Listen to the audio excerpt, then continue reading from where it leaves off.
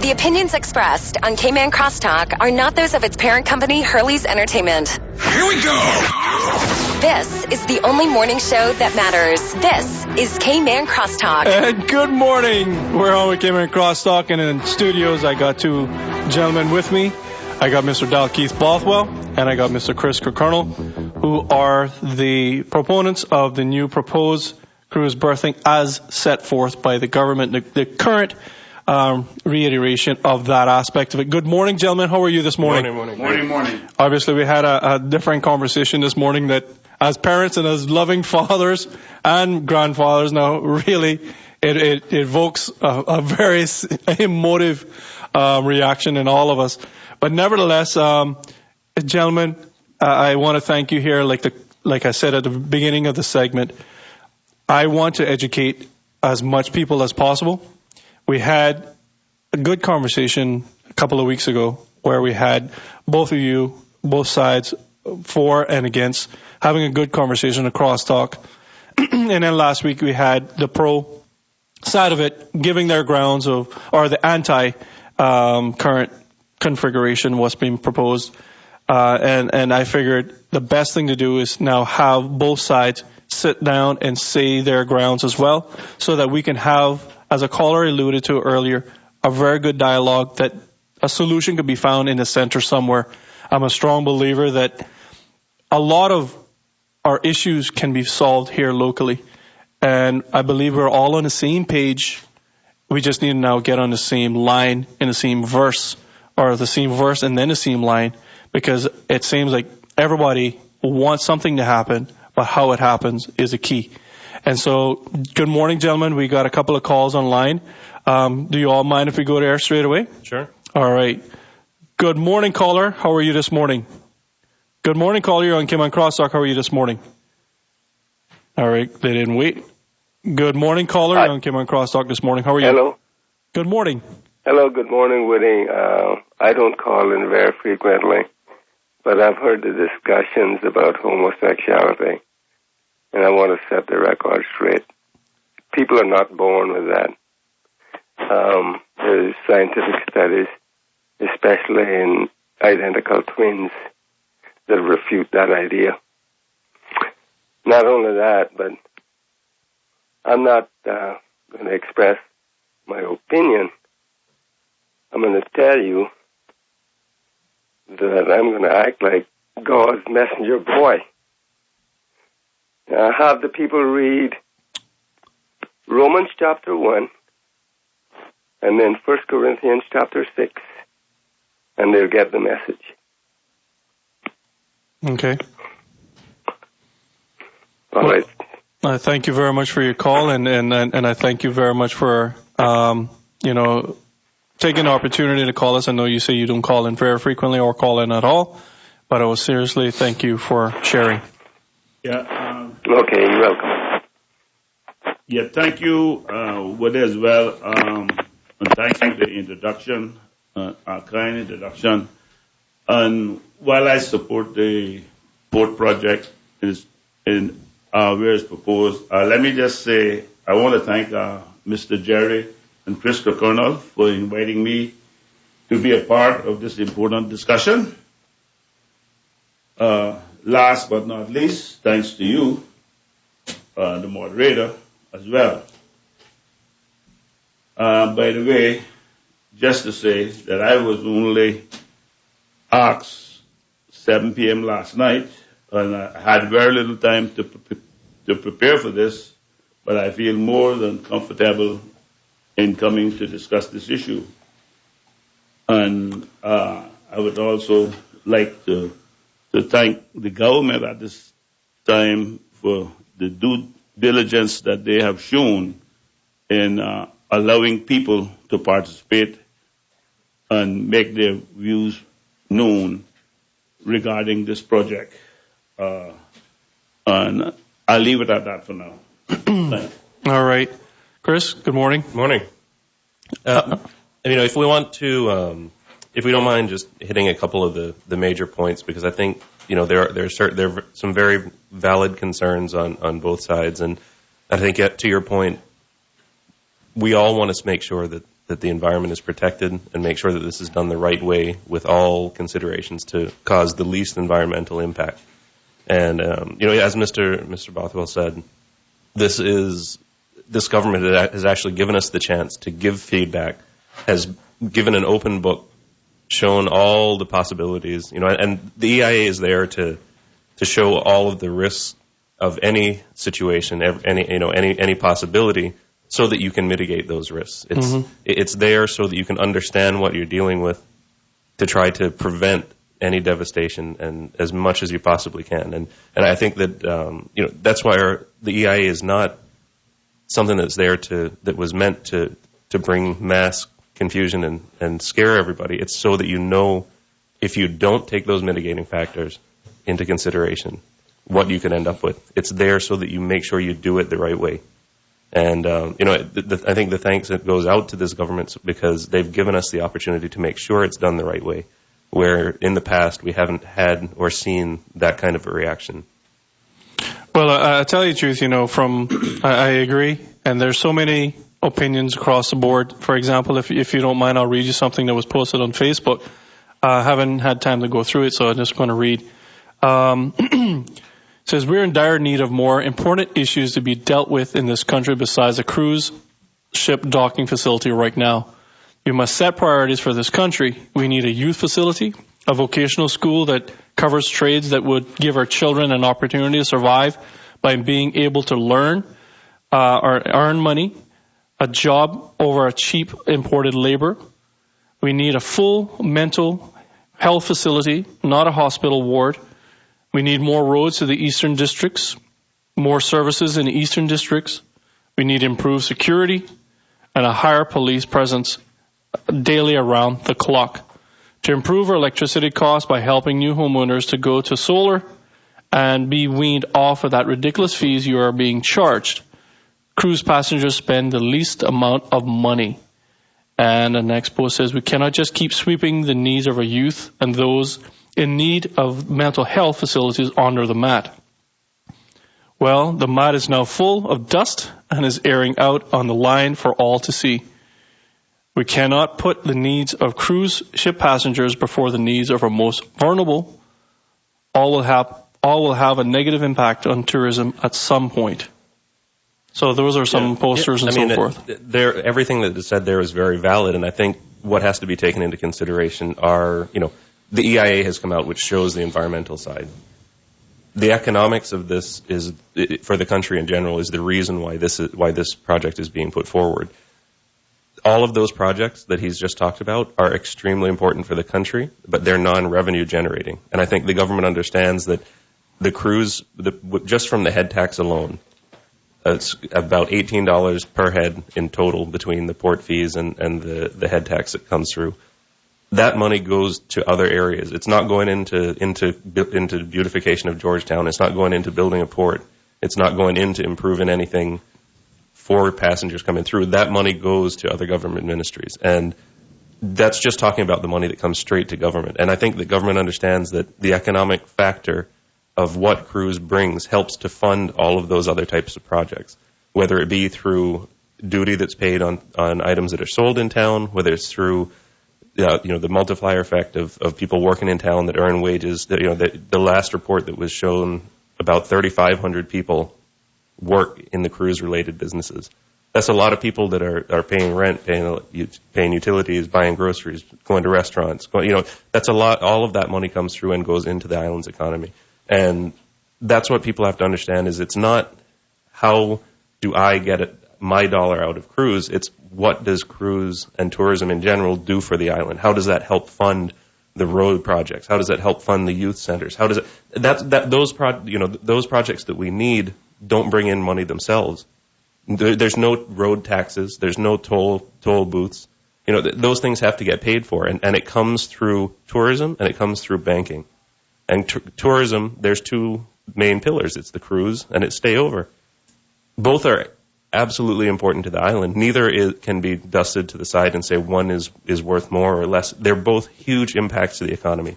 And you're not going to be able to fund any of those projects that the country needs if you don't have the money coming into the country.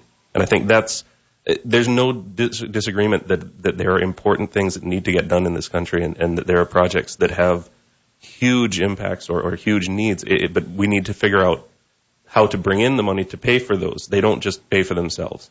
And, that's a lot of people don't understand that as well. And in terms of cruise head tax and so forth, it helps offset the costs of operations at the cargo aspect of it, because when that money comes in, the Port Authority, if they did not have that head tax, obviously what's being charged per TEU on ships that are coming in would be that much higher, simply to offset the high laborious works that is done at the port. So, all of that works in synergy together. And what we as a people need to understand is that we all need these things, like you said, Mr. Kirkconnell, and Mr. Bothwell, but we need to make sure that we have the proper mix going forward. And what the other side is saying is that there's not been a proper analysis of the impact that you're going to have to these 3,000 people at work in the industry.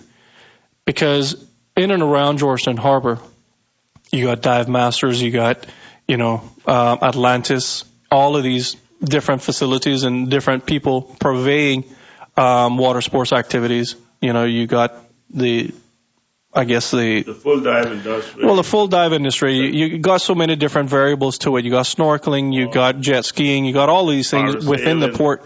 And they're saying that without a proper cost benefit analysis, you cannot really go and move forward on that aspect of it, because how many people are then going to be negatively impacted? Because when you look, even with putting in mitigating factors of screens and so forth, the silt is still going to be, permeating straight throughout the whole entire harbor. So areas like Devil's Grotto at Eden Rock, all the way down to Soto's Reef, or what the people have been commonly calling it, Cheeseburger Reef, all of those things would be negatively impacted, and the visibility that we all enjoy now, that is, you probably see 50 feet on an average day from surface down to the bottom, is going to be gone. So that beautiful industry that we're all talking about could be on a way out for, cruise passengers that come in, that maybe the discretionary monies that they spend locally is not that great.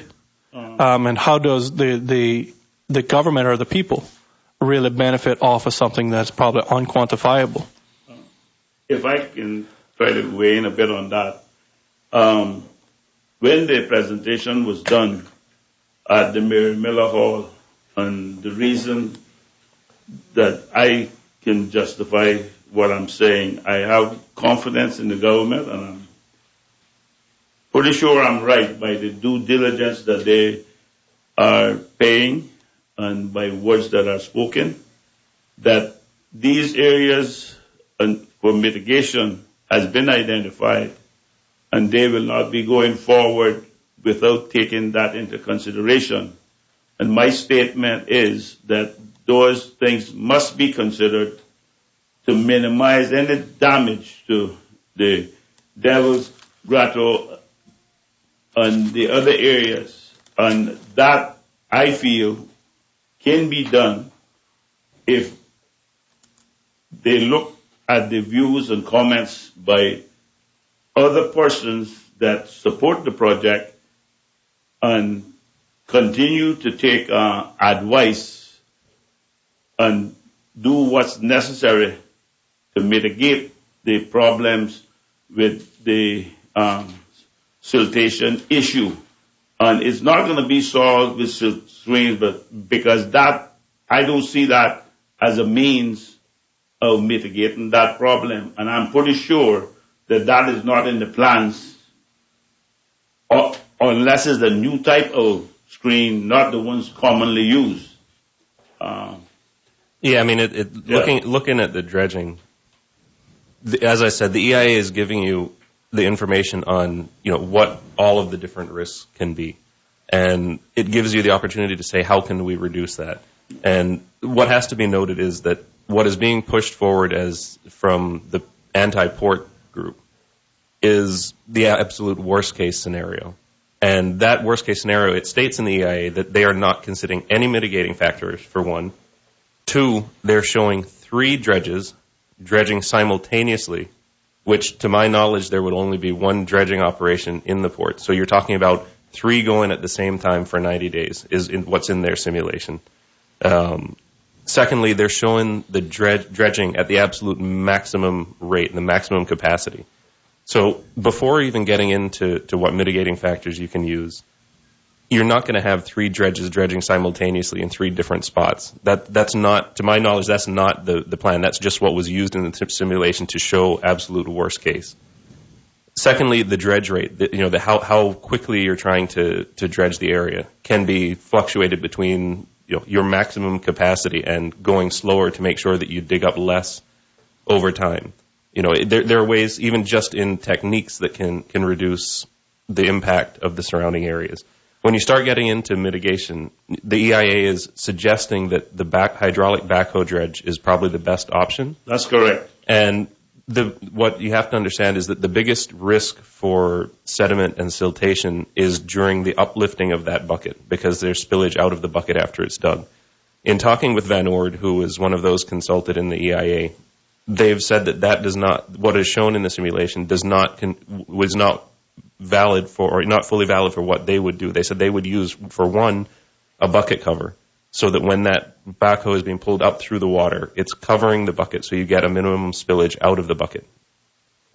They also are saying there are many other things that you can do at the same time with silt screens to increase the effectiveness of the silt screen. You can have what they term an air curtain, where they have these pipes on the outside of the silt screen that give a secondary barrier.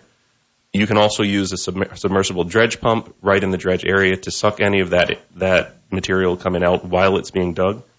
And you can, if you want to go further, and now this is where you have to figure out what the costs are going to be and how many of these things can be employed.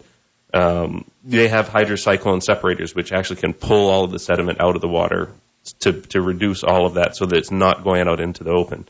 A lot of these things have to be considered and used as the best that they can to make sure that you're seeing the absolute least impact. So, when you go back to talking about the simulation showing 3 dredges, it would be common sense in looking at that if you only have one dredging operation, that you can cut 2/3 out of that simulation away without even going into mitigating factors. There's a lot of things that you have to take into consideration if you read through. And it takes a while to get through the EIA because there's so much data in there. Right. And by not using a cutter dredge, but by the hydraulic means, that further minimizes and the particles that be left behind after all of these mitigating things that Mr. Kirkconnell mentioned that is in the report. It would, any future docking of these ships, right? It means that what's left behind would be minimized because there would be larger particles of rock, but then they can also be removed. So, but it proves to be more costly, but that is what, from my support stance, if that's what has to be done, then that's what has to be done. No, absolutely. And, going back to the siltation, it's not just during the dredging that there's a concern, it's during the actual operations as well. And what people have to understand when you look into the EIA and it tells you how these simulations were run, when they show what the possible effect of the bow thrusters would be, they're showing a model with a bow thruster running at 100% power for 15 minutes. In talking with a lot of the captains from the cruise ships and trying to understand how these bow thrusters are used, first of all, they're only used at the last moment coming into the port to pull the boat into the actual berthing area, and they're used in normal operation between 10 and 20 second bursts to get into the dock. It's never sitting there running constantly for 15 minutes. They said that the longest they could see it possibly being used is in adverse weather conditions where they might have to use a burst of 30 to 60 seconds. So what's shown in the EIA, yes, if you had a bow thruster running constantly at 100% power for 15 minutes, then you could consider some of what is shown there. But with how bow thrusters are actually used in operation, it's not anywhere near that what that simulation is showing. Yeah. Separately, the bow thrusters, let's say the Oasis class, which is a big part of what the berthing is being considered for, The bow thruster sits about 6 feet up from the bottom of the boat. And you're looking at a clearance of, let's say, I think probably about another 5 or 6 feet. So you're talking about worst case scenario with an Oasis class ship, the bow thruster is going to be about 11 feet above the bottom. With any of the other ships, you're talking about a much greater clearance from the bow thrusters. So what you're looking at is, yes, it's showing what could be an effect if you ran it for 15 minutes, but that's not how they're used. Just absolutely the worst case scenario. Yeah, absolutely worst case scenario. That also does not consider, what they are considering what should be a common practice in this type of a situation where you use what's called an articulated concrete matting. So in the shallower area, you're going to, after the dredging is done, you put down this articulated concrete matting, which is similar to what you see in the new seawalls in, let's say, Grand Harbor or so on, big, large oversized pavers that lock together. And what that would do would be you'd cap the bottom so that you're not just kicking up where it has been dredged. You're putting a cap on there to prevent that, the constant stirring up of that material. Okay. So that's something that has been recommended by the dredging company as well to put in place after. Well, one thing I just want to draw the attention to all of our listeners to, Chris and Dalkeith. If you go online to www.doe.ky/proposed cruise berthing facility EIA consultation, June 2015, in there they got a whole lot of technical appendices and so forth from APP 0 all the way down to everything that you want to find out. In here they got things that are going to talk about stormwater, marine ecology, and marine resource economic valuation and so forth, which are all final drafts, things that we're talking about that immediately impacts us. So if you want to find out what Chris and Dalkeith and all the parties are talking about, go online. You don't have to print off this very thick, very comprehensive aspect of it, but you can click into the different PDF ones and read through the very comprehensive data that they have. But one thing I want to say before we go to our break, Chris, there's a caller online, but it seems like if a solution that can possibly be met and made is that the consultants, go back and redo a simulation based on normal operating procedures. Because if they went to the nth degree and say, well, Art, this is a worst case scenario in terms of dredging. You got 3 dredgers at one particular point for 90 days. It's going constantly, basically 24 hours a day just to get it done. Here's the worst thing that can happen. Here's the plume. Here is the sediment. Here is the turbidity effects and so forth of all of these things at the worst case scenario. And most people are, how most people are. They usually take that information immediately at hand, not really reading probably the correct data on it, and just running with that football of misinformation.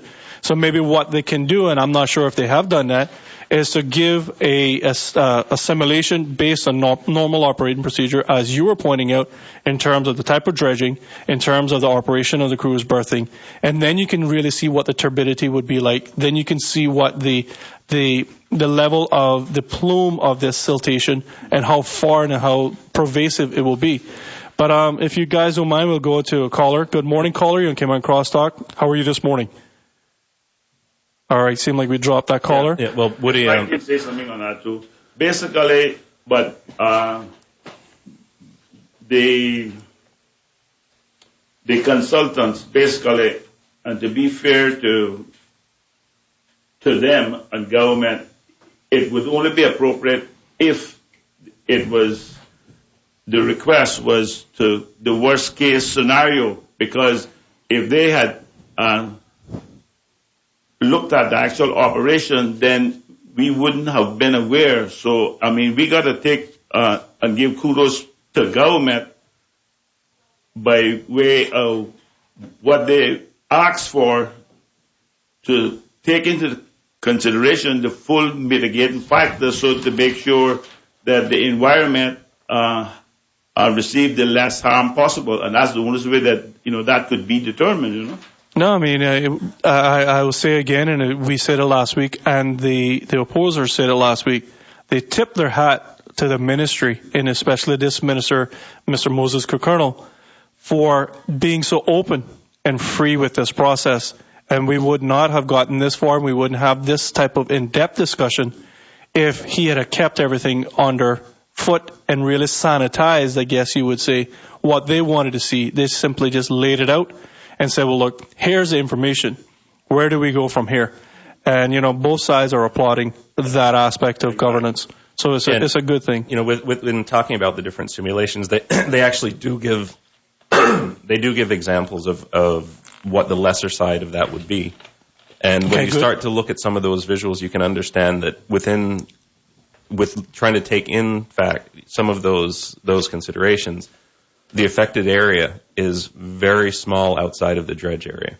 And when you look at the summary, it tells you that if you use what would be more relative, even with 3 dredges running at the same time, what would be more representative of a mitigating factors being used, you're only talking about 490 feet radius from the actual dredging point.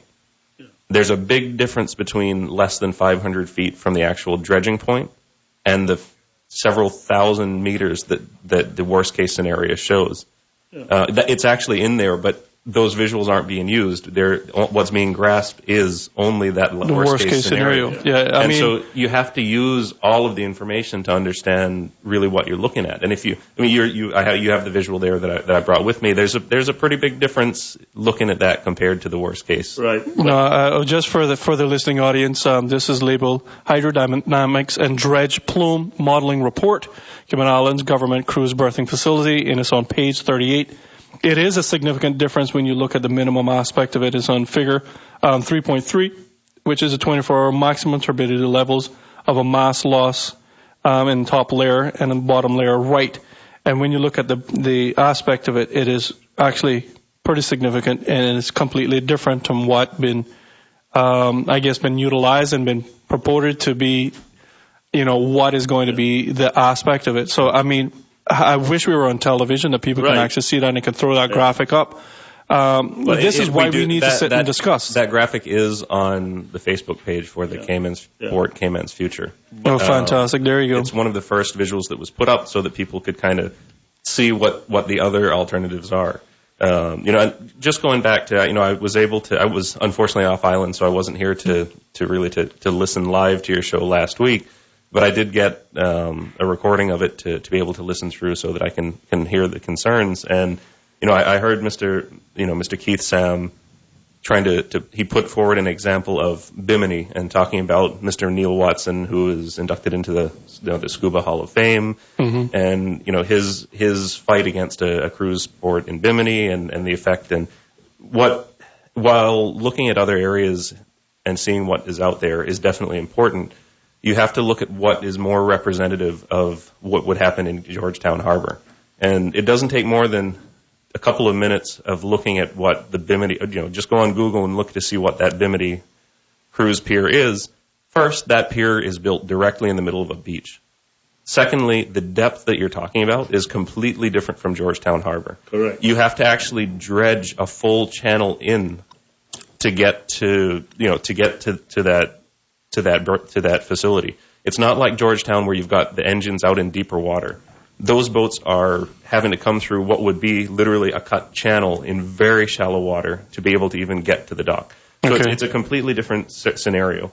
Secondly, when he was saying that there's a lot of siltation that's kicked up, he's talking about when there's a west wind.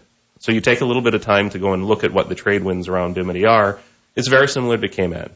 The prevailing winds are generally fluctuating between northeast and southeast. Mm-hmm. A west wind would be similar to our northwesters.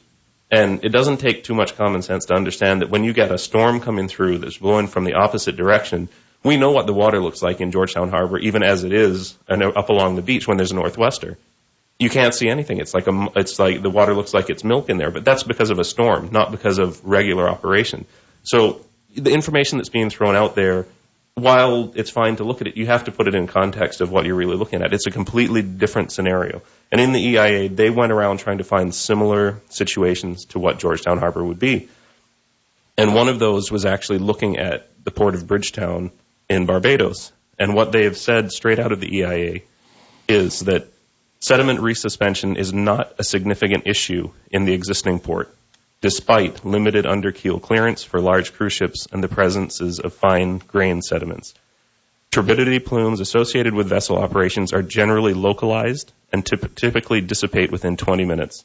Considering the characteristics of the Bridgetown site, the risk of sediment resuspension is considered to be lower in Georgetown Harbor due to the current factors: coarser seabed sediments, open pier structures versus closed quay walls, and simpler vessel maneuvers. So they're saying that even though resedimentation is not an issue in the Bridgetown port, Georgetown is an even better situation, which has much less likely chance for any of that resuspension. It also goes on to say, comparison of relevant characteristics at the port site to those at other cruise ship facilities where sediment resuspension is an issue indicates that risk of sediment resuspension is significantly lower at the Georgetown Harbor site. In particular, the coarser seabed sediments and limited extent of shallow water approaches to the site reduce the risk of sediment resuspension events and associated turbidity plumes. That's straight out of the EIA. So they've gone through great lengths to try to find the closest possible scenario to tell you that we have an even better situation than what they've even seen out there. And if anyone visited Bridgetown and seen what was done there, I think they would concur with what's in the EIA.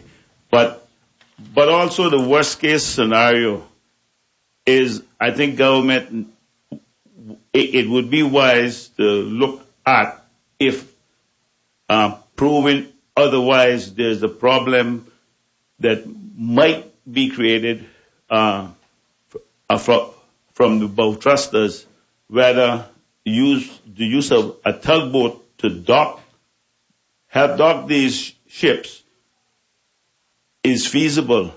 And, that would be the last case where that would be brought in, but make sure that the port is designed in case there is a minor problem or a problem that these ships could be docked by a tugboat, which then has less draft, a lot of power, and the factor about the plume would be non-existent.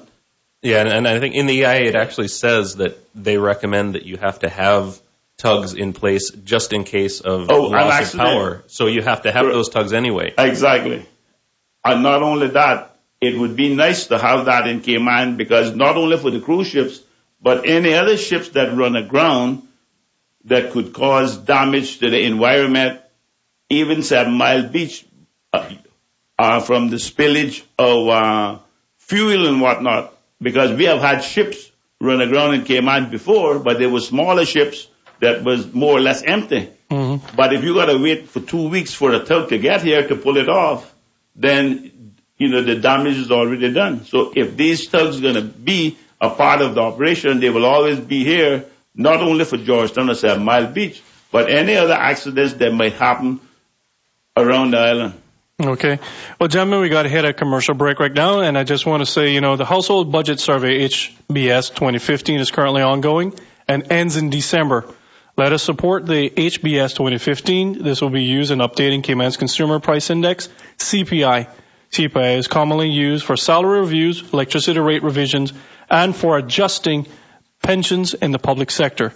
HBS is confidential under the statistics law. Let us all assist in measuring our cost of living accurately. And good morning, we're back with Cayman Crosstalk. And gentlemen, we got a bank full of calls. And you know how important they are to me, so I'm just going to go straight to them right now. Good morning, caller in Cayman Crosstalk. How are you this morning? All right. Hello. Didn't stay on. Good morning, caller. How are you this morning in Cayman Crosstalk?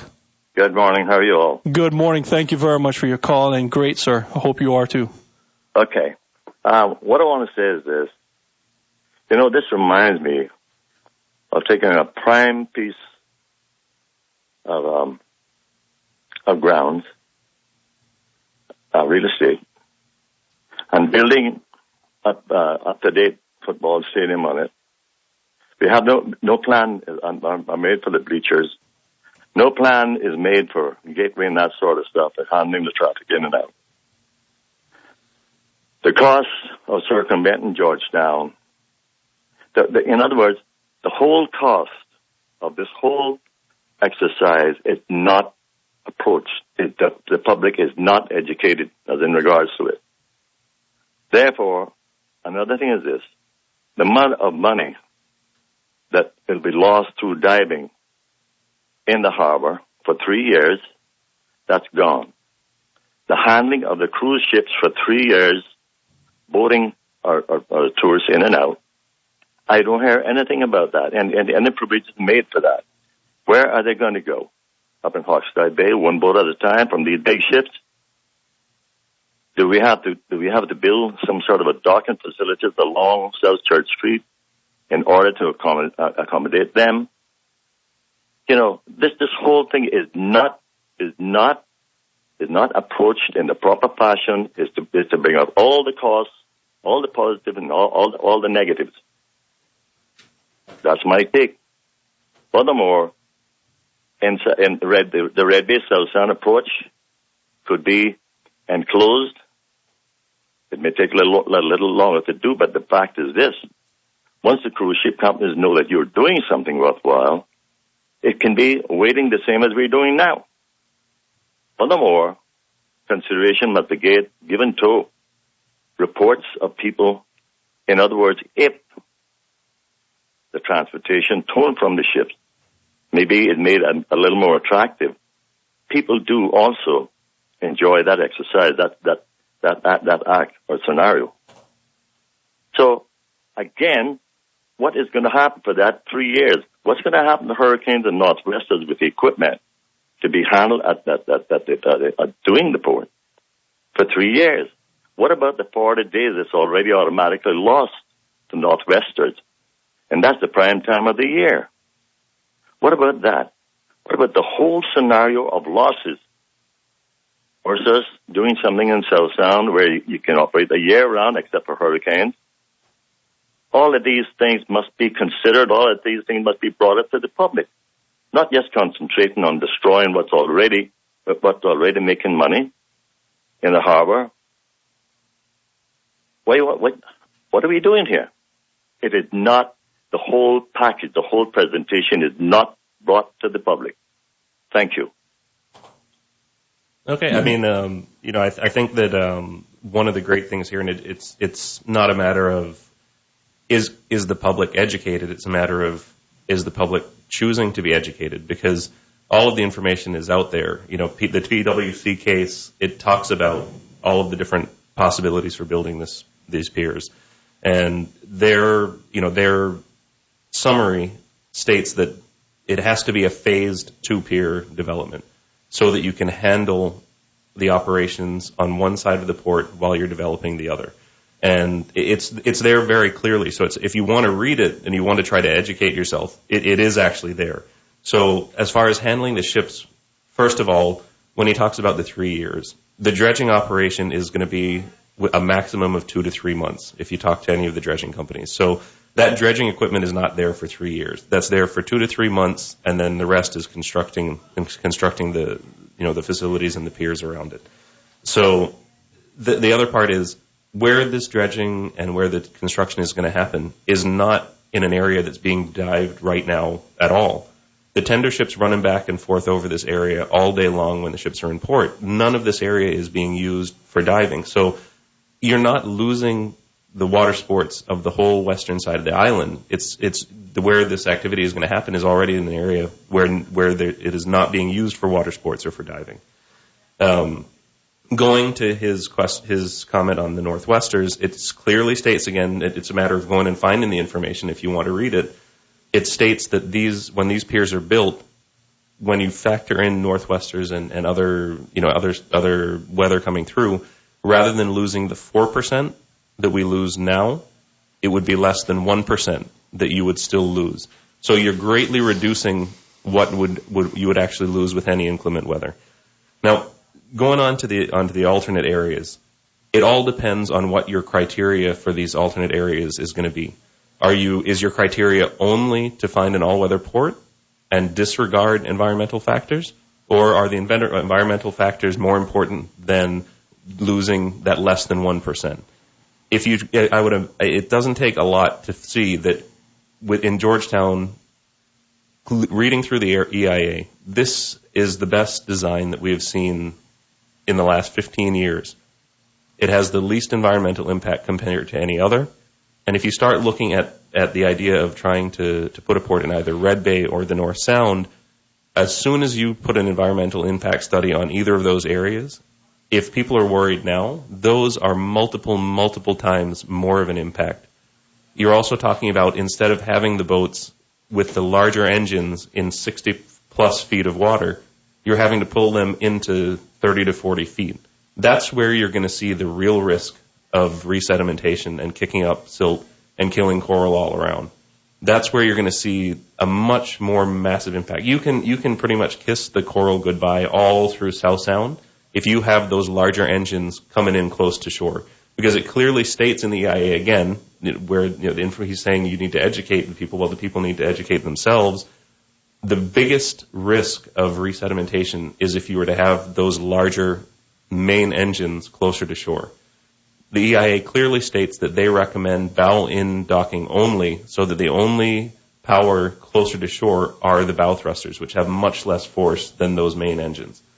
So I think, thinking about alternatives is what we need to look at. We need to look at all of the options. But it doesn't take a whole lot of taking the information that's already there to realize that none of these other options make any sense if you're looking at it from an environmental impact point of view. Yeah. If your only consideration is let's make an all-weather and we don't care what the environmental impact is, well, then that's something that the country and the government has to decide. But with the topic of the day being that, we're looking at the environmental impact study that has been released, if we're looking at the environmental side, it's very easy to see that the Georgetown Harbor is our best option. And to also support what Mr. Kirkconnell is saying, you have to bear in mind that the infrastructure exists in relationship to the businesses in town. And when we look at the revitalization plan that government has proposed for Georgetown, if for that to be successful, it would be incumbent upon government to try and ensure that the port facilities or the cruise berthing facilities remain in town. And if we want to have a ghost town real in Georgetown, move the cruise facilities someplace else. But in this project, it is not only cruise tourism, but it's also the enhancement and expansion of the port facilities, which is in the recommendation shows that increases the life expectancy of the port facility by another 15 years. And I think government is at fault, but they can't tell you everything because it takes time and it has to be finalized and other negotiations have to come in place. And rather than jumping out and say this is what will happen and it never happens, they are being prudent in their approach to the revitalization of Georgetown, the expansion of the port facilities and the airport. And as the things are finalized and they have the resources and have had the proper discussions, that they know that it is something that's going to happen and not just thoughts and people aspirations for the last 40 years we've been talking about this, then they are coming forward. And I think that's the prudent business approach needs to be done. Because if we look back 10 years, all these facilities was purported to be in place and the job was done, and we're still talking about it today. And we've been talking about this for 30 years. But, it's good to have a vision, but unless you got the economics put together and the proper infrastructure plans and town planning, then it's not going to work. Well, gentlemen, we're about to hit a commercial break, but before we go, I just simply want to say I'm looking forward to seeing those revitalization plans at Georgetown because, with all due respect, what was presented at the wharf I didn't see nothing there at all. But that's just me. Maybe we can discuss that when we get back. We'll be back in just less than a few minutes. Maybe I seen something that you didn't see. Well, I hope that we're all privy to that. And we're back with Kim and Crosstalk, and we got a bank full of calls. I'm going to go straight to them, gentlemen, because our callers do matter to me. Good morning, caller. How are you this morning? Good morning. Good morning. Good morning. Thank you for your call. What's on your mind this morning? Yeah, I wanted to comment on the port project. First of all, I want to say that I'm thankful for people like the Kirkconnells and Dalkeith there for coming and trying to, I guess, impart a little more broader knowledge and understanding of the report. I'm just concerned that, we need to consider taking the port out a bit longer. I understand from a friend of mine that's pretty intimate with the knowledge of this study that, and I agree with this, that the port can be taken out another 280 feet into about 85 feet of water, and we could mitigate, probably most of the dredging issues that we're concerned about. And, we got to consider obviously there's a cost factor for extending it such a large amount. But the flip side of that is if we cause all the damage that we're talking about causing to the reef area, then we can put a price on the extension that will be pretty firm what's going to cost, but we can't put a price on environmental damage because it's very subjective as to the level that it could skew from one end of the skew to the other. So I think we'll be a lot safer if we take serious consideration of extending it out, if that's in fact possible to do. And I brought this up before at the meetings, but the charts on the EI study is very difficult to determine that number because of the scale that they've used. For example, it looks like if you move a quarter inch, you'll be going into 1,000 feet of water, but technical is just that it's a large scale. If the scale was smaller, we could actually prove the point that it can go out. And obviously, like I say, somebody that's intimately involved in it told me that it can go out, but the cruise passengers don't want to walk the extra 280 feet that it's going to take. But, that's not a big deal because they walk a 7-mile beach, a lot of them. So I think that's something that really has to be looked at and considered. And let's forget about anywhere else. We have the infrastructure in Georgetown. Georgetown has to have this port. It's going to die otherwise. If you put it in South Sound, I obviously was against this because of the depth of dredging that would need in South Sound is a flood area to start with. So you imagine if you put 30, 40 feet of water next to the shore, and where does most of the hurricanes come down? The south coast. So if you compile the depth of the water along with a hurricane, there's no breakwater in the world going to stop it from flooding this whole area of Grand Harbor, Red Bay, the whole of Georgetown eventually. So, and with the currents and things, the reefs on that whole coast will be damaged. At least if we got a minimal damage on the west coast, we still got the whole south coast that doesn't get dived that frequent. It'll be a little inconvenient, but it's pristine right now, so at least we can keep that pristine by not doing anything in South Sound whatsoever to impact that. And a lot of people are invested a lot in the area for residential purposes, and it's not fair to them to just all of a sudden change that model by a whim, No, I agree with you, caller. I think you brought up a very good point. No matter where you move it, you're still going to have these issues of reef and reef systems and so forth. So it's just moving one problem to the next. And I thank you very much for sharing. I mean, you give some very good points in outview. So thank you very much. I think that's a fantastic suggestion, and that's one of the great things about having the information out there is that people can give the input and try to come up with ways and ideas and thoughts to improve what's even there, make it even less of an impact. And I think that's part of where the anti-port push is really lacking. Is it's just coming out and saying don't build a dock. is not the sensible way to go through this. We need to try to, and we've been trying to say this from the beginning, let's all get together to make sure that it's done the right way, the best possible scenario, and to make sure that all mitigating factors and any options that can help even reduce what is already has it become the best option we've seen in years. If we can make it even better, then let's do that. Let's not just say, "Oh, we don't want a dock. Don't build a dock, and let's put a petition to stop the dock." But it just doesn't make any sense. Right. And if I may add, and I hate to bring this up, but one of the other proposals where we had all the way down to Soto's Reef, Cheeseburger Reef, or whatever it was, down to Mr. Arthur Sharp, there wasn't any petition against that, But that's water under the bridge. That's right. That's not what we're dealing with now. So, but the main thing, let's look at this proposal and get the best case scenario to protect the environment.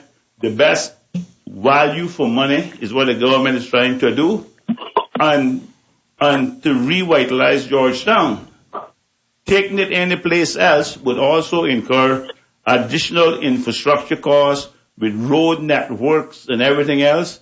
And the proposal to revitalize Georgetown also encompasses these things over a long-term period. So, to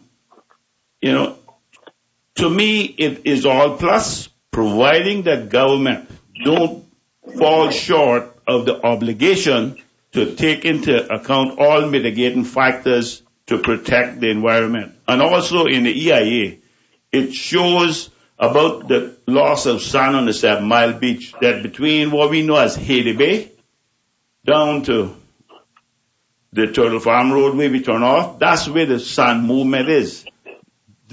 The sand movement on the 7 Mile Beach really is not coming into Georgetown Harbor.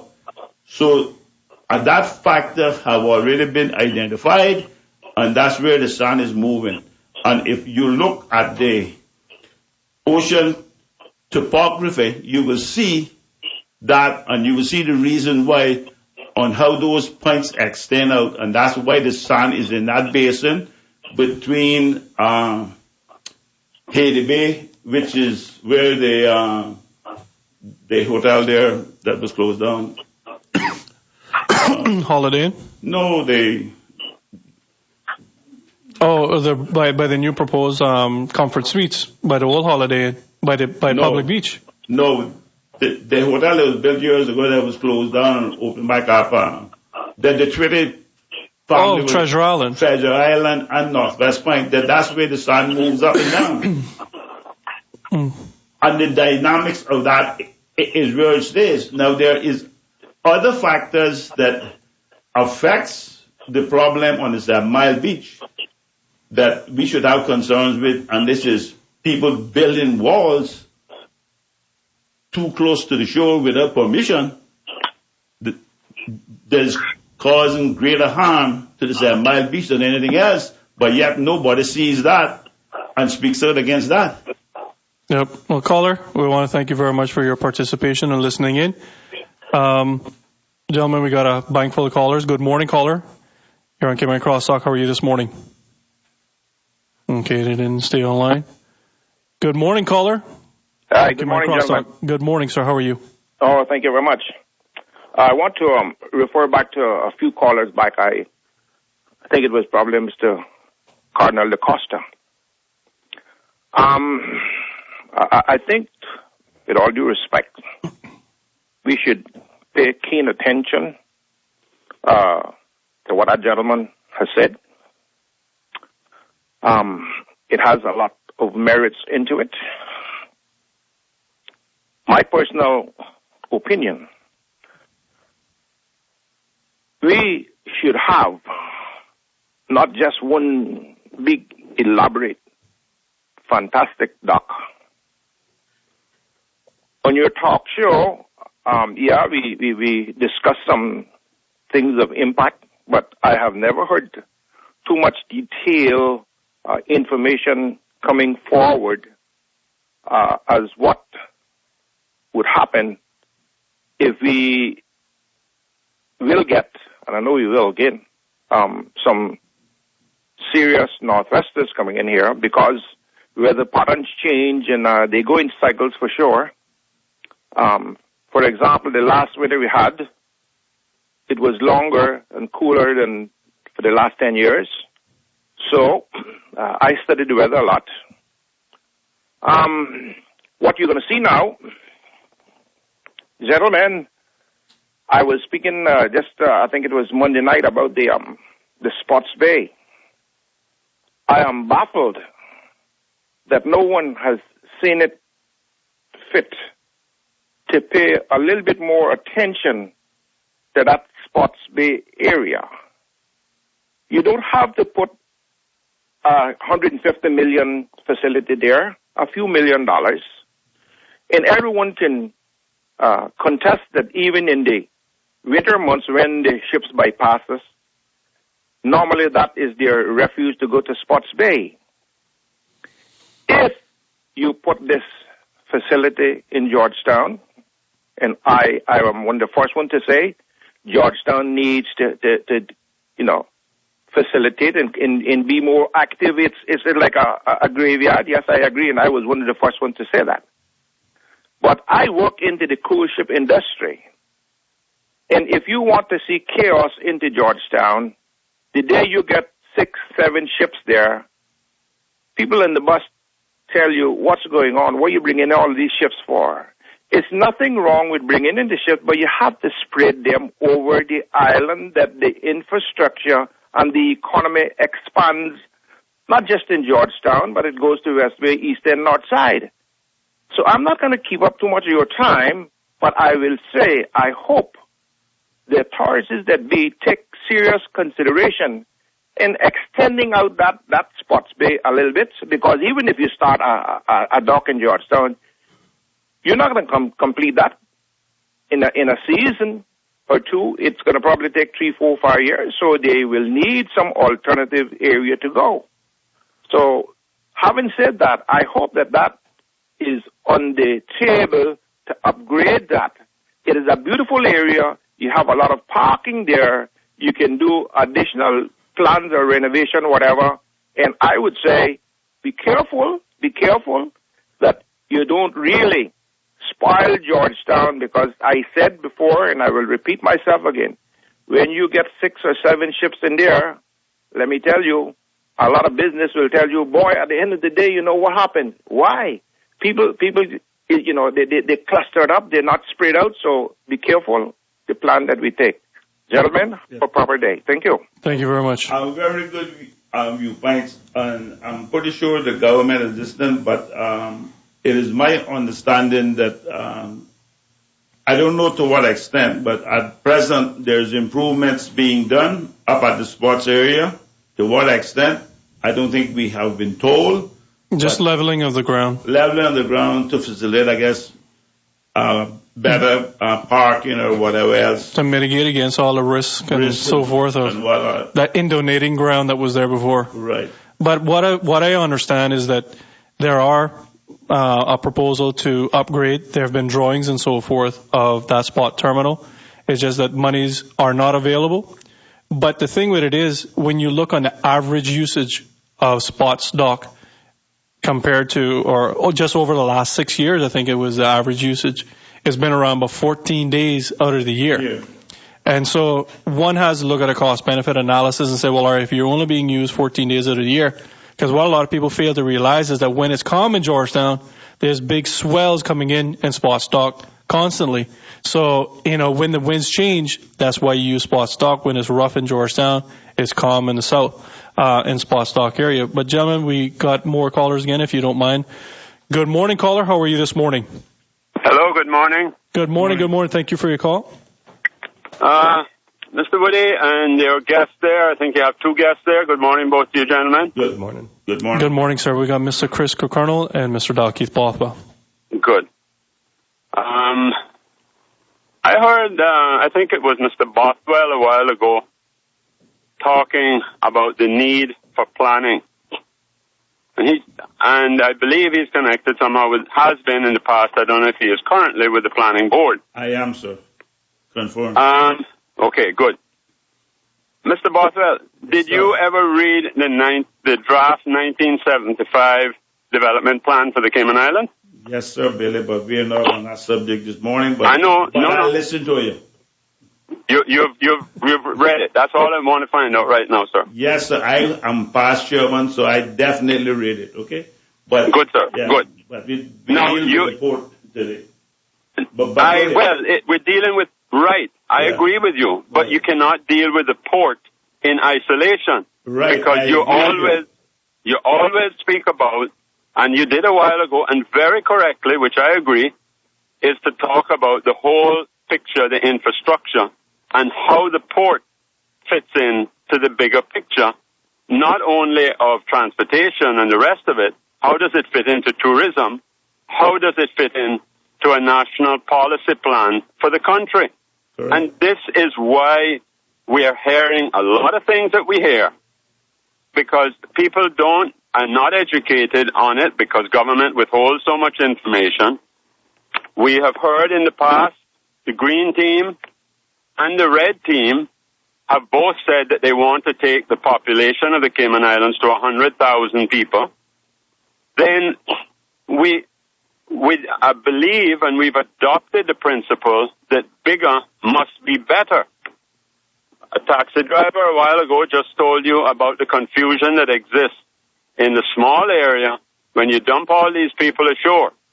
Tourism Development, the Master Plan 1992 and the one in 79 spoke about carrying capacity. I don't hear any of that discussion.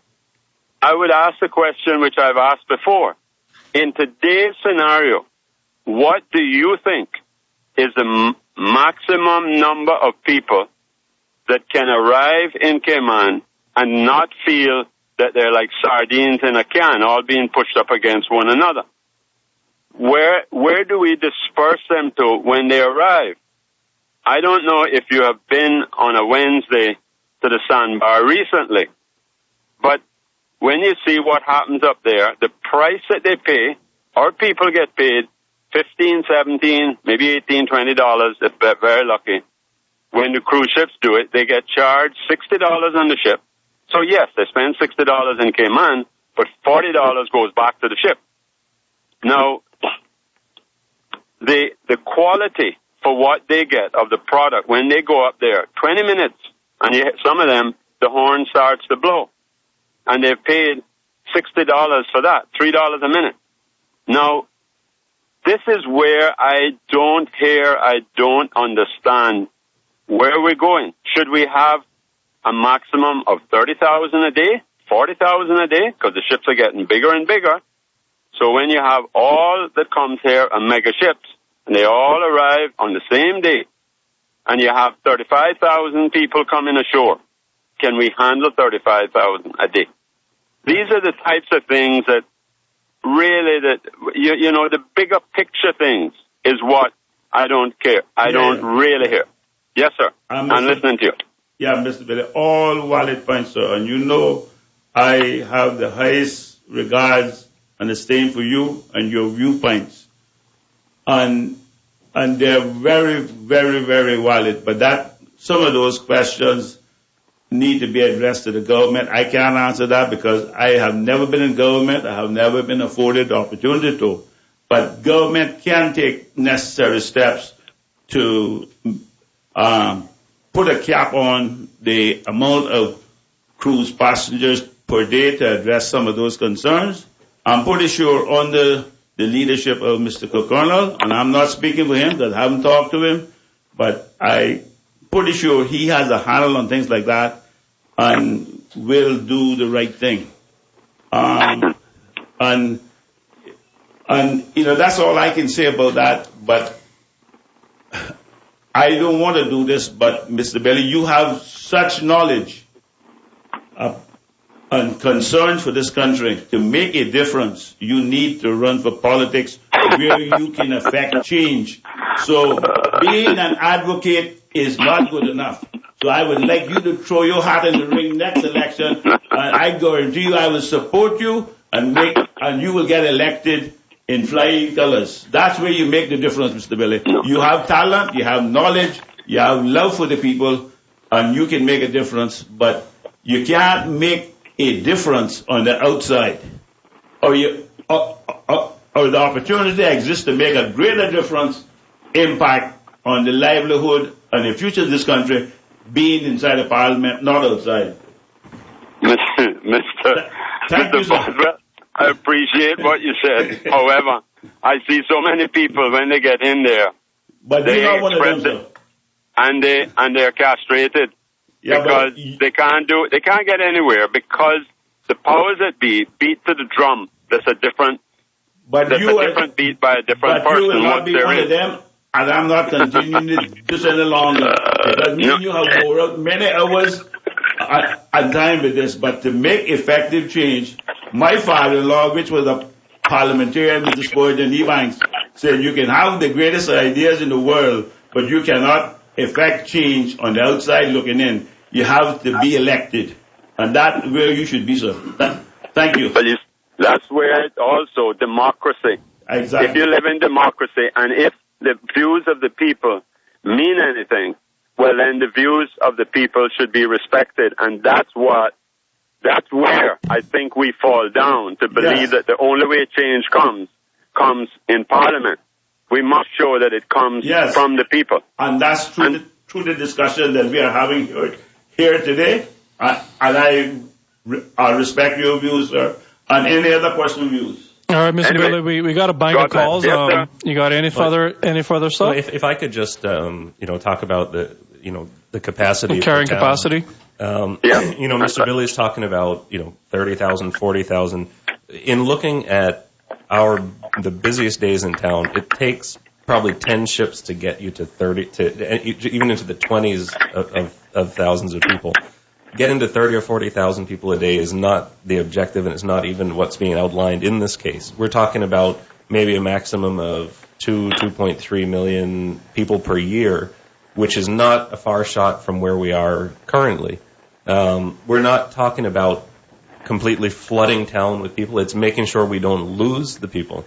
We're talking about so we don't lose half of our cruise business. We're talking about so that we're protecting the industry in general. We're not talking about having 4 mega ships in at the same time. I mean, currently there's only 2 mega ships that are actually circulating with those Oasis class ships. You're never even going to have both of those ships in at the same time. And when they do have 4 ships, they're not all going to be running the western route and arriving on the same day. They alternate between east and west and other areas. You're not talking about a whole town full of mega ships. You're talking about berthing for the smaller ships too. And I don't see us getting beyond the maximum per day that we currently get now of the maybe 5 or 6 ships, maybe 7 ships. We're not going to see the 10, 12 ship days that we saw back in 2005, 2006. That's not where we're trying to head. It is making sure we get the customers, get the right customers, and don't put ourselves out of the market. So it's not about doubling our capacity. It's about making sure we keep capacity. So maintaining. And for the visitors to have a greater experience and for them to be able to stay so longer so that we get a better bang for the buck and more people will benefit from it. All right, Mr. Billy, if there's anything else, I'd like to end this so we can get other bank of callers as well. Thank you. Yes, there are other things, but I won't bother with it now. Thank you for your time, sir. I appreciate the comments from both gentlemen there, who I respect, both of them. Thank you very much, sir. And I also would just say that I know the effort of time that Mr. Dalkeith put in when they were working on the draft development plan, the revision in 2001, especially in the district of West Bay and in other areas that he worked. And yet still it was ignored and continues to be ignored by successive governments over the past 13 years, including the current government. And so I would hope with his good connections that he would try and get them to give the Cayman Islands the first development plan, because we don't even have a zoning plan. God bless you. God bless you. Thank you. Good morning, in Cayman Crosstalk. How are you this morning? Good morning, Mr. DeFoster. Good morning, Ms. Georgette. Good morning. Good morning, Ms. Georgette. Good morning. This is Georgette E. Banks, and good morning to Mr. Kirkconnell and Mr. Bothwell. Thank you And very much, Ms. Georgia. I always say I hope and pray that you and your guests, all the family members are well. Thank you. I have a question and I have a statement. And please wait until I'm finished before you try to answer me. How much of the beautiful coral out in the harbor will be destroyed? I've heard some huge amount. I'll wait and listen for your answer. And then I have, I would say, two statements to make. We do not even have a park anymore. I'm now retired I worked at the post office. I've been retired this month is 27 years. And during the time that I was working at the post office, and even since I retired, I have met up with cruise ship passengers. And quite often, I feel so sorry for them. There are not enough benches, not enough proper bathroom facilities, and we are talking about, I'll have to say, dumping thousands and thousands of people on our island when and if this dock is completed. And remember, gentlemen, when that dock is completed, whether it has been done right or it has been done incorrectly, it cannot be changed. It will be there forever. And whatever damage is caused by the building of that dock, it will remain. I've heard all these scenarios about all the screens, and I'm only an 87-year-old woman. I have a lot of seamen living and dead in my family, but I want to know about going in the sea, as we Caymanians often said. But remember, think carefully. What will be done will be permanent. There will be no changing like you go in your closet and you pick a shirt, you gentlemen, and if you don't like it, you go and get another one. No change will come. And I wonder, those people who took part in the E&Y report, how many of those men were very familiar with the sea? Had they ever gone to sea? Do they know about our tides? It's a lot. I know I've given you a lot of questions, but you seem to be two very sensible men, and I look forward to hearing your answers. And may God bless you all, and may you not be nobody who has part in the building of this dock. May they not be too proud to ask God to give them the wisdom and knowledge to get it done right. Because I think of my grandchildren, and hopefully maybe one day, even if I don't live to see it, I hope I might have great-grandchildren. Plus all the people on our free islands will have an impact on all our people. Think carefully, and God bless you all. Thank you very much, Ms. Georgia, and I wholeheartedly agree and endorse your concerns and your statements, and I can assure you that I have no interest in any business with the Georgetown revitalization or any other business in Georgetown. All of my business, little business, is in the beautiful district of West Bay. and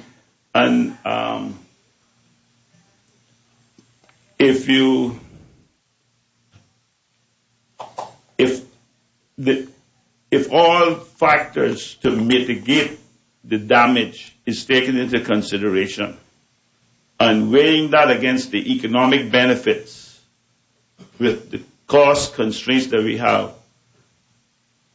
I feel confident that we can achieve a good end result. And looking at all the details in the EIA, it is highlighted clearly, and I would beseech the government to take serious, and I think they are. I can't say I know because I'm not part of government. I'm not privy to any discussions in caucus or whatnot. I'm only a member and supporter of the PPM, but I'm not privy to what they know. Likewise, I don't think I should know, so I'm in no inner circle to benefit from or know what's happening in government. I only hear about it if I go to presentations like everybody else. So I don't want nobody to be perceived that I'm in some inner circle knowing what's going on in government, because I'm not. I'm only trying to be a good corporate citizen to look after the welfare of this country and our families likewise, not just for indigenous Caymanians, but the island and its people as a whole, for future prosperity for all. And I'll ask Mr. Kirkconnell, which is more knowledgeable and been following this up a lot closer than me, to answer some of your questions regarding to the amount of coral that will be displaced or removed. Chris, before you get into that, wouldn't mind you answering that when we come back from message, simply because we're going to hit a hard commercial break. But is it true that everything costs more today, Mr. Dalkeith? Yes. How can you really know that? Well, folks, the Household Budget Survey, or the HBS 2015, will ask households like yours and mine to help measure the accuracy of the cost of living in the Cayman Islands. We will answer questions on goods and services that we use every day. The HBS 2015 is confidential under the statistics law. Let us support this survey. Remember, every dollar counts. And we're back with Cayman Crosstalk, guys. We got a whole bank of calls. If you don't mind, you want to answer that one? If I could, just go back to Miss Georgette. Miss Georgette. Before getting into the details of the coral, I have to say to her that, I'm not here looking at myself. I'm looking at my kids, my grandkids, my great grandkids, if God gives them to me. Something that my grandfather said to me a long time ago was, a man can make money, but money can't make a man. And that has stuck in with me from the time I was very young. And, we are not here to be profiteers or out here for greed. I mean, in fact, we've kept our operations larger and kept people employed because we feel that we have a long-term view, and we've been here 7 generations, not 8 like Woody, but we've been here 7 generations, and we want at least another 7 more, and we want to look out for the best for Cayman in general. I'm not here to try to stuff cruise passengers as much as possible into Georgetown Harbor. That's not the point, but we're trying to protect our economic future, and if you have a massive drop off in cruise and the economic fallout and the crime that you will start to see from those people that no longer have work, it's going to affect the whole island. And I think that's, the environmental side has to be taken care of. But we have to look at the economic and we have to look at the social impacts, and they're all equally valuable. And, you have to look at what is going to make the most sense for the entire island. And that being said, just going back into the actual coral area, something, listening through your with Mr. Platt and Mr. Sound last week, Mr. Platt was asked about the notorious 15 acres and so on, and his response was he feels that people out there, and these were words right out of it, he said, there are people out there that don't know what a coral reef is. Now, I think it's a lot less about knowing what a coral reef is and actually trying to read what is fully stated in the EIA. And my argument with the anti-port group is that they are taking things out of context. The actual statement says direct impact on approximately 15 acres of coral reefs and associated marine habitat within the project footprint. It's not they are putting a full stop after coral reefs and trying to pretend that it's 15 acres of coral. If you go further into the EIA, outside of the non-technical summary, it says coral cover on Georgetown Harbor reefs was variable ranging between 14 and 30%, with an average of 20% across all sites. So if you just take their examination, you're talking about, at worst case, 30% of that 15 acres, but on average, 20%. So it's not 15 acres of actual coral out there. There's a large area that is just hard rock bottom that the cargo ships have run aground on and everything. It's not live coral. It's not trying to play games with the words. You have to take the information as it is. They are conveniently taking parts of statements instead of using the entire thing. And when they talk about the possibility of affecting another 15 to 20 acres outside with the sediment and siltation, it also says coral reefs and associated marine habitat. It's not 20 acres of coral. And that's, we're not trying to say there's not coral out there, but it's saying make a full representation of the truth.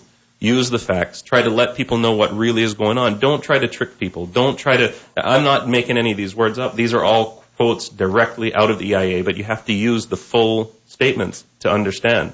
I'm not a marine biologist, and I don't have the experience that Mr. Platt does as far as the reefs, but I can read and I can use the full information that's there, and that's what has to be done. And so, the other side is it talks about, in that 15, 20 acres they're talking about, it states there that it's about 650 feet that has risk of increased stress, not that it's going to be destroyed. You have to take all of the terminology from that. 650 feet outside of the project footprint. Now, when I hear Mr. Sam talking about that he thinks that the reef is going to get killed all the way down to Jackson Point, I haven't pulled out my ruler to go and measure, but 650 feet to me doesn't get anywhere near Sunset House, and that's still at the worst case scenario. And that's what I think people have to start to understand is there are reasons and motives behind trying to block the pier, but you have to understand the full situation. Well, one caller called in, and I think he rightly said, he says, look, and I try to be fair and balanced, he said, look at this whole entire scenario. You got the Kirkconnells and the Hamites on one side fighting for their business, and then you got the cruise tendering guy who owns it fighting for their business. So everybody has a vested interest. And the reason why we're having all these discussions is to make certain that we do have all information at hand, and that we as a public can decipher what is nonsense from what is just and what is correct. But to your point, and I must say this for everyone's benefit, once again, if you go online to www.doe.ky and you go to the EIA report, there is an appendix to it. It's labeled Appendix J1, and it is called Marine Ecology. That whole entire document, which is very comprehensive, very thorough actually, lists all of what these particular gentlemen were talking about and what the immediate instant discussion is in terms of reef and what Ms. Georgette asked for. What is going to be destroyed, that is identified in that particular aspect of it. So if you need to find out what fish, what type of reef systems, what other kind of ecological things are in around the area, that particular aspect is specific to that element. And then they got another appendix right after that one, which is called Appendix J2, the preliminary economic valuation of the ecosystem, goods and services provided by the Georgetown reefs. So they even went so far to look and say, well, all right, here's the economic impact that this has on the Georgetown economy. These are the businesses that are affected. These are the businesses that do business, and to try to look on it on that economic basis as well. So for the listening audience and everyone who wants to know it, the information is here. As Chris pointed out, go back and decipher it yourself and discern what is right information. But to that point, I just want to read something that came in as well, and we got a bank full of callers. I'm hoping that it still remain. But one is here, says I'm trying not to laugh. I'm learning to try to hold my inner voice in, guys. Good morning, Woody. Imagine where we would be today if Berkeley Bush didn't have the cojones to do what he did in the 70s. He would still be delivering goods in a catboat. if we leave our future to some people who call themselves environmentalists, we'll soon be telling the passengers that they would have to swim ashore if they wanted to visit Cayman Islands. I thought that was kind of a hilarious look at it, but I mean, it is something that has to be said. I mean, back in the 70s, obviously, you know, this was done. It had to take a person, an initiative to move it forward. Now, decades later, 40 years later, we're all benefiting from it. Now we need to look at the next 40 years, and that's what you're saying, Chris, is that when you're looking at what is happening immediately, instantly with the U.S., you know, the U.S. is now giving permission to everyone who's applying to travel and traverse out of Miami waters, the port of Miami, to go to Cuba. You have Carnival Cruise Lines, who has been given permission to go starting in their itinerary starting in May 2016. There is a ferry service that is estimated to want to carry somewhere in the region of 1,700 people daily to Havana from Miami Port. And so all of these things have been approved in just the recent weeks. This is one good way of Obama getting rid of Guantanamo Bay and all of the prisoners there. So we need to be very cognizant of this. Right. And I mean, coming from West Bay, I'm a little biased. When I look at the gentlemen who go out into the sandbar, you know, it's not unreasonable to say a majority of those persons who work at the sandbar and the water sports industry in the North Sound area are predominantly from West Bay. And I know many of them have significant families and loved ones who, I guess, put their lives in wait for the tourist dollar as well. And so it is dependent on that tourist dollar. So we need to be cognizant that this is just not an economic thing, but it's a social economic impact, and that, you know, we need to make sure that we come to the right decision and the right process of where we're going down there. But I just thought I'll share those things with all of you. Can just say quickly, we got to remember that the capital of this beautiful of the Cayman Islands is Georgetown, and we owe it to ourselves to ensure that the capital remains in Georgetown, because there is measures afoot to kill Georgetown, okay? And we cannot allow that to happen, and government is trying its best to do proper plans to ensure that it remains there.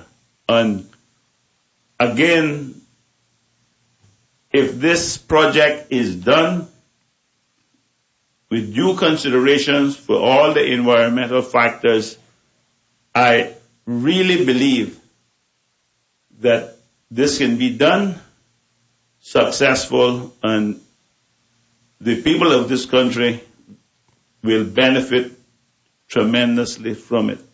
I could add more, but we got a lot of calls to answer. Absolutely. We got a poster on Facebook saying, you know, let's save Georgetown, let's build a pier, and attend to the port expansion now. Good morning. You're on Crosstalk this morning. How are you? Okay. Lost that one. Good morning on Cayman Crosstalk. How are you this morning? Good morning. Morning. Good morning on Cayman Crosstalk. How are you this morning? Oh, well, I called your program. I just turned on. I called your program to air some views, but I cannot hear that it's structured. That is correct. Today we're talking with the aspect of the pro side of the cruise berthing facility within Georgetown. Yeah, okay. Well, I got some issues with that, too. All right. Please express. We're here for you. Talking about the Caymanians being employed in, the stores and so on and so forth along the area there.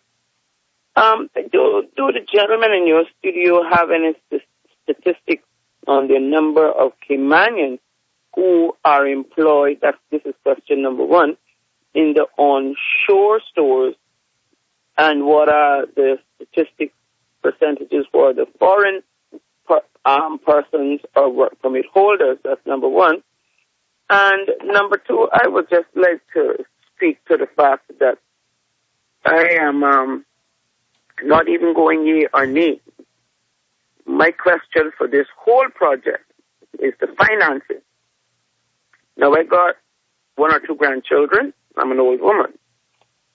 I wonder who, as it stands, who are touted to be the investors or the people funding this project. How do they intend to get paid? What are the terms and conditions that my government will enter into? And I ask this is the backdrop of in 2013, Mr. Bo Miller began to educate us that we should begin to want to own our own capital project and that it can be done from within internal investment. I'm a poor woman. I wouldn't be able to come up with $600 million.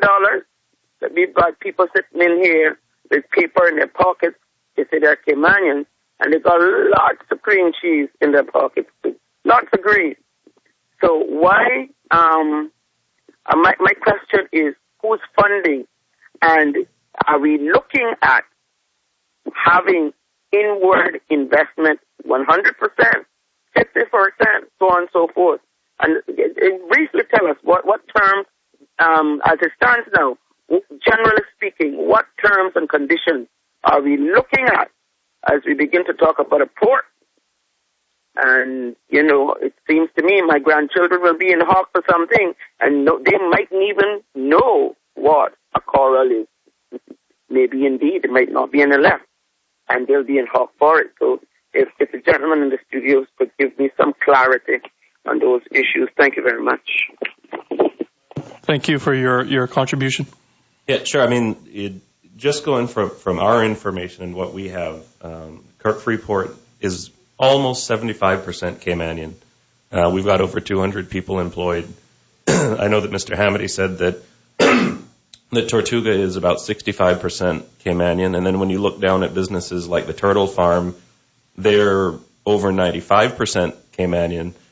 I think it's pretty easy to know that the percentages of Caymanians employed in a lot of the businesses downtown has to be higher than you see in a lot of the service industry, even in the hospitality industry. I mean, it's a very predominantly Caymanian employed sector, and anyone that is throwing out comments to say that it's not is just making things up. I mean, I know who we have employed, and I know the numbers that we have, and I know the numbers that we see across our industry. We might not be as high as the banks, because the banks do have, through their offices and so on, a higher percentage. But when you get into the other areas of tourism, I think it's very plain to see that the Georgetown businesses do hire a much higher percentage of Caymanians. And we don't just think of them as employees. I mean, these are really people that have become, with it being a family business, they become extended members of our family. We have at Kirk Freeport alone, we have 57 people that have worked with Kirk Freeport more than 10 years. We have a lot of people that have worked 30, 40 years with us, still working with us. People that started on the shop floor that became, supervisors and then managers, and now they're working on executive level. I mean, we always try to give opportunities to Caymanians first. We try to hire Caymanians wherever possible. We never turn down a Caymanian when they're fit for a job. We have always had a very long-term approach to the island, to our employment, to our business, and we're there trying to find what's best for the community in Cayman in general. Coming to the financing of the port, that's something that hasn't been presented yet. So we've seen the environmental impact study, we've seen the business case. There have been recommendations, but the actual terms and so on for the financing has not been put forward. And I'm sure that once the government gets into that stage, we're going to see that just as open book as we have seen through any of the other processes that have come through. And that's what I think people are maybe missing on with this project, is that this is the first time that government is actually trying to let everybody know what's going on. A lot of times these projects get ramshot through with no consideration of giving this open book approach. And I think that everyone is going to have the right to give the input, and we have a lot of fantastic minds out there that when this information comes through, that we're going to be able to tell government what we feel and what we think and express our concerns. And I think, with that not in place, we have to wait to see what that's going to be. Yep. Now we go to caller again. Good morning, caller. How are you? Yeah, good morning, Woody, and good morning to your guest. Good morning, Amjad. You see, I not here to challenge Mr. Kirkconnell for the workers. I urge everybody in Cayman to go and walk in the stores and ask what nationalities those people working in there, and they will know the answer for themselves. And the same thing go to the people to go and walk in Mr. Hamati's store and factory and ask them what nationality they are, and then you will know the answer. I know the answer, but I'm not going to say it here, because truth always is a clear front of you, like the hot, shining sun. And I think here the most important thing that we waiting for Mr. Kirkconnell to resign from the authority board. We waiting to see that happen. And the other side, which they are supporting, or they are saying no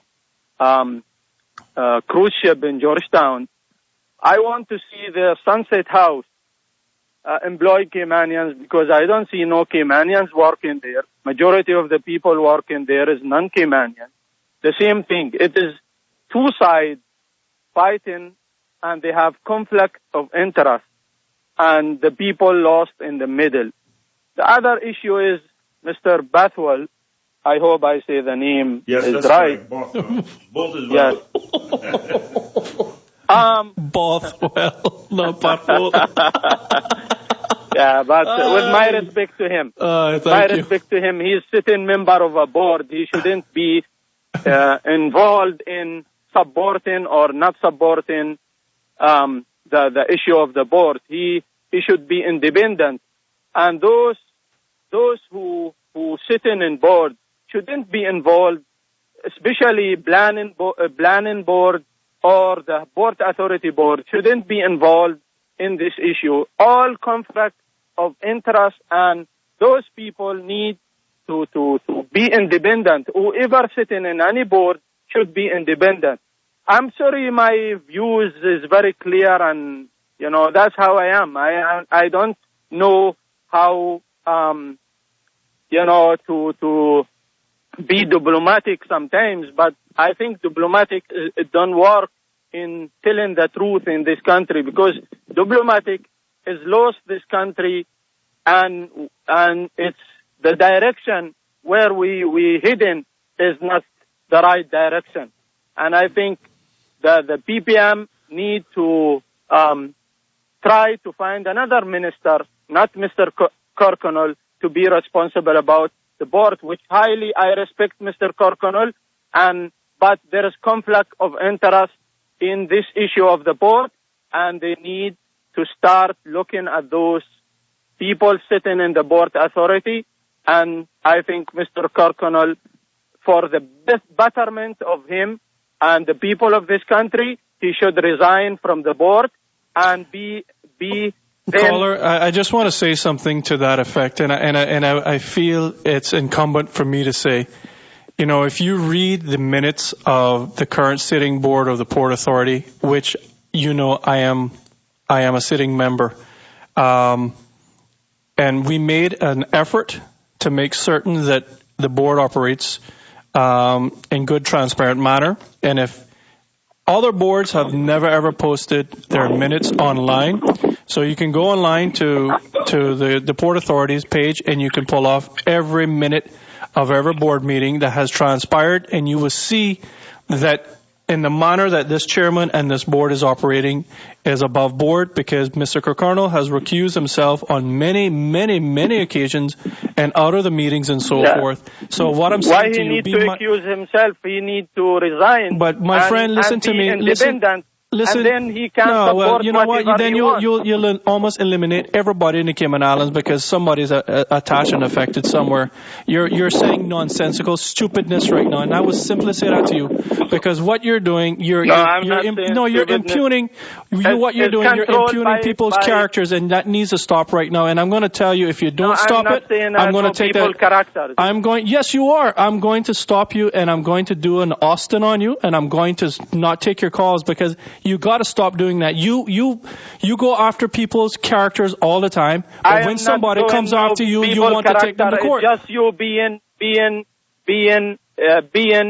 is just one-sided person, and if you that way, I don't want to call your show at all because you. Well, you know I'm not that way. You represent the PPM. You know I'm not. I don't represent the PPM at all. Yes, you represent the PPM. If you sit in the board and you sitting in the board, member of sitting on the board, and your opinion is that way, then you're not independent. Well, I don't care. I don't care what you say. You don't know me, and I really, in essence, take umbrage to that ridiculous remark. Yeah.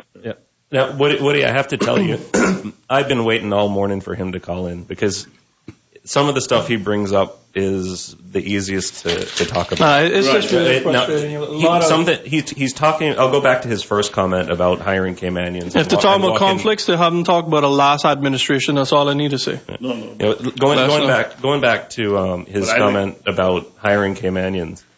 He has a lot of direct knowledge into our business if he would like, because his mother-in-law worked with the Kirkconnell family and in Kirk Freeport for 52 years. His mother-in-law helped support his family, so he has a pretty good idea of Caymanians and how they work at Kirk Freeport.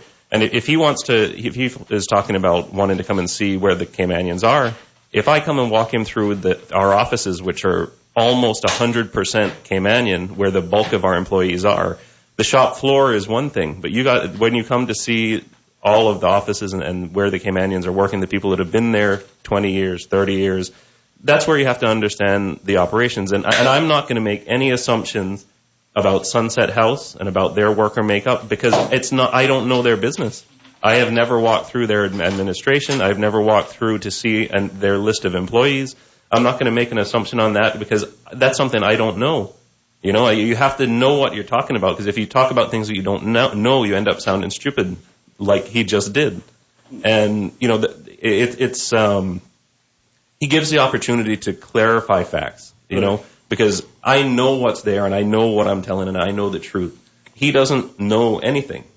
And maybe he should go talk to his mother-in-law and hear her interpretation of how she thinks we operate. That's all I can say to him. Yeah.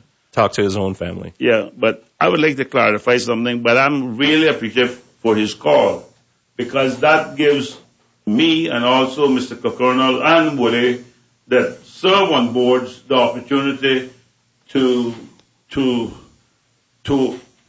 expand on how boards operate. But I would like to say that no part of that port development comes before the CPA unless it's what you consider upland development. Because that project is done and carried out on the Queen's bottom. And with respect to that, that means on the seabed. So those issues does not come to the CPA.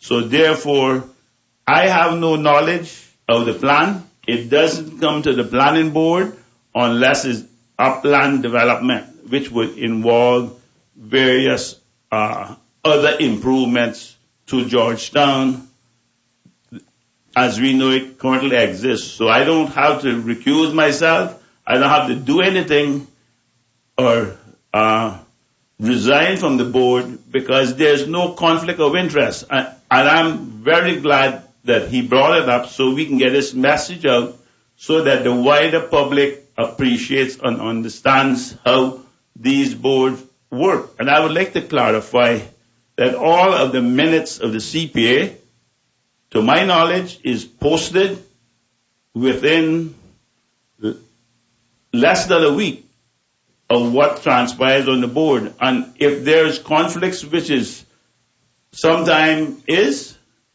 board members recuse themselves from these meetings. So, and plus, the public is invited to, and they can come to these board meetings. So nobody is doing anything behind closed doors, but a decision was made years ago by this government when it was in power, and then they got unseated. But the decision was made to have all of these minutes made public because of the same concerns, and you can go online and read these minutes, so therefore people does not have to come in to sitting on the minutes. The agenda is posted prior to the meeting, and therefore if you have a concern with a particular development, you can request to come in. So, I mean, I don't know how much clearer it can be for boards to operate. Well, gentlemen, we hit the 10 o'clock hour. Yeah. Obviously, we need to say our closing statements and so forth. Leave it, Mr. I guess you wound up what you needed to say. Mr. Bothwell, if you want to complete, and then I guess Mr. Kirkconnell will close off with you. Yeah. What I would like to say is truthfully, I'm very appreciative for Jerry call last night. I meant to call Wood and see if I could somehow get in on this subject, and thanks to Jerry and Chris, somehow through a miracle, I'm here, and I'm willing to lend my support to any organizations, be the opposers or those that are for it, and to government in any way that I can assist. I think I have a vast knowledge of planning issues.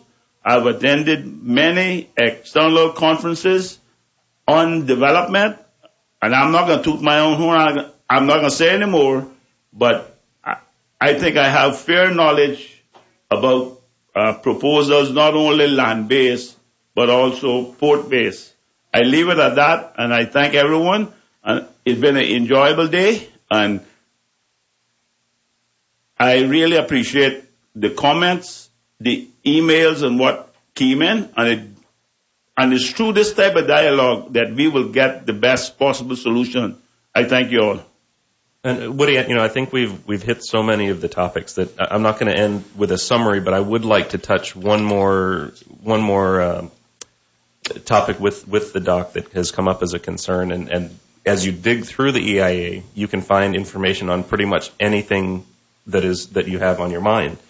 Now, something that we didn't touch and didn't have a call on was the possibility of increased storm surge or wave action in the harbor. If you go into the EIA, it clearly states, and this is straight out of one of the quotations, the proposed project is not expected to increase wave action along the adjacent shorelines, nor the risk of flooding of Georgetown. The conceptual design of the new land reclamation area includes a wave flood wall to limit flooding of the project site itself due to wave overtopping in northwesters and hurricanes.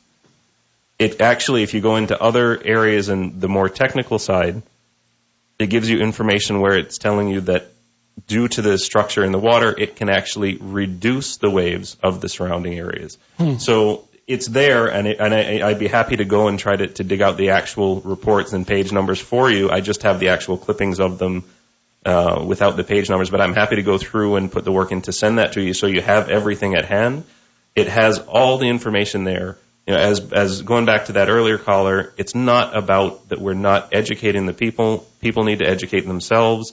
The information is there. Go read it. Decide for yourself. You don't have to listen to me. You don't have to listen to anyone that's against the port. Go read. Go find out. It's all there. That's it.